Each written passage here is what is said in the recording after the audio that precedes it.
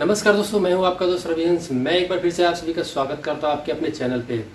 दोस्तों, हमारे पास कोई एक चीज़ नहीं होती तो हम उसे एक बड़ा कारण बना देते हैं अपनी असफलता का। कभी भी हम ये कोशिश नहीं करते हैं उसे पाने का, हम उसे पाने की कभी कोशिश नहीं करते हैं, बल्कि हम अपनी किस्मत को उसकी जगह पे कोसते रहते हैं। जय दोस्तों, आइए इसी कहानी के माध्यम से हम सीखते हैं कि मन में अगर सच्ची लगन हो तो कुछ भी करना संभव हो जाता है।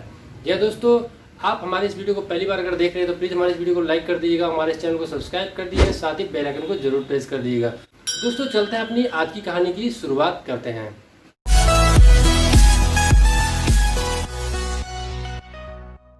दोस्तों, एक बहुत ही गरीब लड़का था। उसे खाने पीने के लिए बहुत मेहनत करना पड़ता था, बहुत दिक्कत होती थी उसे खाने पीने के लिए। उसे 2 वक्त की रोटी जुटाने के लिए बहुत परिश्रम करना पड़ता था। बहुत मुश्किल से उसके लिए 2 वक्त की रोटी मिल पाती थी। इसके बावजूद भी वो अपने स्कूल की फीस जमा करना, अपने लिए पढ़ाई करने के लिए उसे जो किताब, जो कॉपियों की ज़रूरत पड़ती थी, उन सभी चीज़ों को इकट्ठा कर पाना उसके लिए एक बहुत बड़ा चुनौती था। फिर भी वो करता था, लेकिन इसके लिए वो किसी और से मदद नहीं लेता था, क्योंकि वो सोचता था कि हम किसी से एहसान नहीं लेंगे। उसका ये सोच था कि वो बिना किसी के एहसान के वो अपने बदौलत खुद कुछ करना चाहता था। जी दोस्तों, इस लड़के की इस साहस को देखिए। आप इस कहानी से आप समझ जाइएगा कि आपको इस लड़का का साहस कितना दूर तक जाता है। दोस्तों, वो जो लड़का था गरीब लड़का था, लेकिन वो पढ़ने में बहुत ज़्यादा तेज़ था, जिसकी वजह से उसके स्कूल में जितने भी उसके साथी जो छात्र थे, जो भी उसके मित्र थे, वो उससे बहुत ज़्यादा जलते थे और वो चाहते थे कि इसे किसी तरह से इस स्कूल से बाहर निकाल दिया जाए, किसी तरह का इस पे इल्ज़ाम लगाया जाए। तो उन सभी मित्रों ने, जो इसके स्कूल के जितने मित्र थे, उन सभी लोगों ने एक वो प्लानिंग की कि इसे चोर साबित किया जाए। तो वो सभी बच्चे जितने भी थे मित्र उनके क्लास के, वो सभी लोगों ने एक प्लान किया कि इसे चोर साबित कर देना है और इसे इस स्कूल से, इस विद्यालय से बाहर निकाल देना है। दोस्तों, तभी एक दिन प्रिंसिपल अपने कमरे में बैठे थे और सभी बच्चे, जितने भी बच्चे थे उसके क्लास के, उन सभी बच्चे इस लड़के की कंप्लेन लेके, यानी इस लड़के की शिकायत लेके प्रिंसिपल के पास पहुंचते हैं और प्रिंसिपल से कहते हैं कि सर, इस लड़के ने पैसे चोरी की है और उस चोरी किए हुए पैसे से वो स्कूल की फीस जमा करता है। सर, कृपया करके इस लड़के को आप सज़ा दीजिए। तो प्रिंसिपल ने उस लड़के को बुलाया, अपने पास बुलाया और बड़ा प्यार से पूछा कि बताओ, क्या बेटे जो ये बच्चे कह रहे हैं क्या वो सच है? तो उस लड़के ने जवाब दिया कि सर, मैंने कोई चोरी नहीं की है, मैं चोरी नहीं करता हूँ।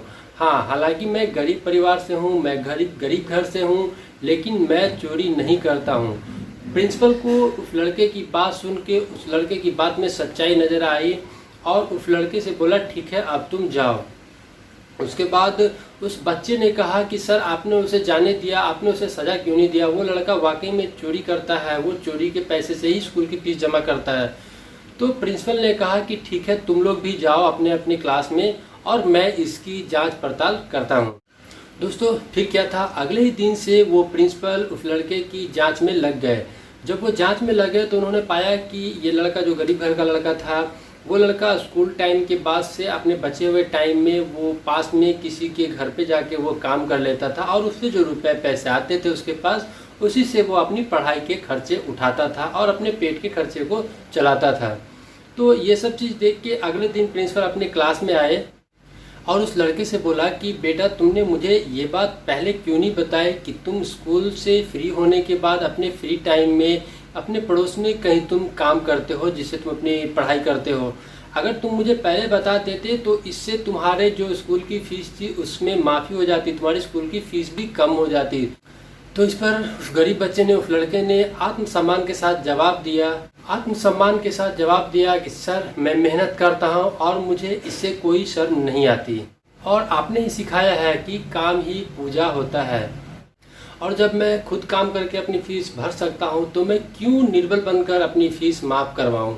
इन सभी बातों को सुनकर वो प्रिंसिपल बहुत खुश हुए इस लड़के पे और इसके साथ ही उनके जितने भी क्लास के छात्र, जो उनके मित्र थे, वो सभी छात्र ने इस लड़के से माफ़ी मांगी। दोस्तों, आज की इस कहानी से हमें सीख मिलता है कि ईमानदारी से मेहनत करने वाले लोगों के रास्ते में कभी भी किसी तरह की बाधाएं नहीं आती है। वो एक दिन अपने इसी मेहनत, अपनी इसी ईमानदारी के कारण वो पूरे विश्व में अपने नाम का एक निशान छोड़ देते हैं। दोस्तों आज का कहानी कैसा लगा आपको ज़रूर हमें कमेंट करके ज़रूर बताइएगा। दोस्तों मिलते फिर अगली वीडियो में एक नई कहानी के साथ, एक नई मोटिवेशनल स्टोरी के साथ। जब तक के लिए जय हिंद।